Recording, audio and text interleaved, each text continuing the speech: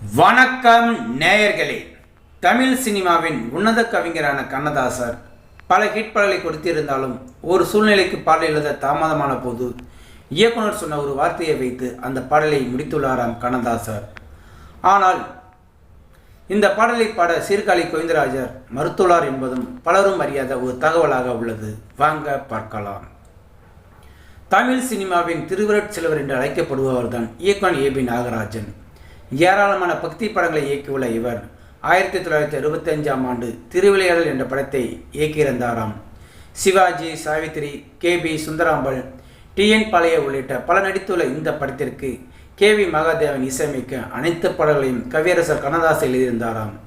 இந்த படத்தின் ஒரு காட்சியில் வடநாட்டில் ஹேமநாத பாகவதர் என்று ஒருவர் இருந்தாராம். அன்றைய நிலைமைக்கு அவரை விட அஸ்தலாக பாடக்கூடியவர்கள் யாரும் இல்லையாம். இதனால் இவர் பல ஊர்களுக்கு சென்று அங்கிருக்கும் பாடல்களை தன்னுடன் போட்டிக்கு அழைத்து வெற்றி பெறுவதை வழக்கமாக வைத்திருந்தாராம். அதன்படி அனைத்து நாட்டுக்கும் சென்ற இவர் இறுதியாக பாண்டி நாட்டுக்கு வந்தாராம். பாண்டி நாட்டு மன்னன் இவரை வரவேற்க அவரது அரசவையில் இவர் ஒரு பாடல் பாடி முடித்தாராம். அதன் பிறகு எனக்கு இணையாக போட்டி போட்டு பாடக்கூடிய பாடகர்கள் யாராவது இருக்கிறீர்களா என்று கேட்டாராம்.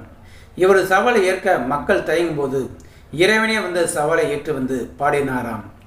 இந்த பாடலில் அந்த ஆணவம் பிடித்த பாடகர் இறைவனுக்கே சவால் விடும் வகையில் பாடல் இருக்க வேண்டும் என்று சொன்னாராம் ஏபி நாகராஜன். இதை கேட்ட கண்ணதாசன் பாடல் எழுத தொடங்கினாராம். ஆனால் அவருக்கு வார்த்தைகள் எதுவும் கிடைக்கவில்லையாம்.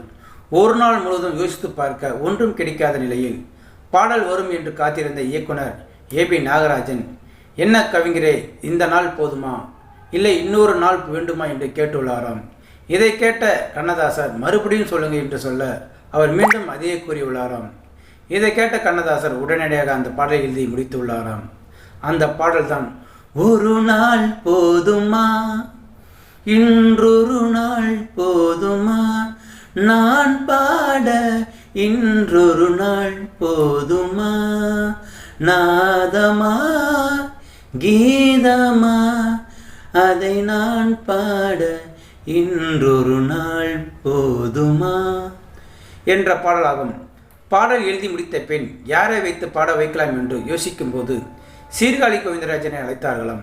ஆனால் படத்தில் இந்த பாடலை பாடும் கேரக்டர் தோற்று போய்விடும் என்பதால் தோற்கும் கேரக்டருக்கு என்னால் பாட முடியாது என்று சொல்லிவிட்டு அவர் சென்று விட்டாராம்.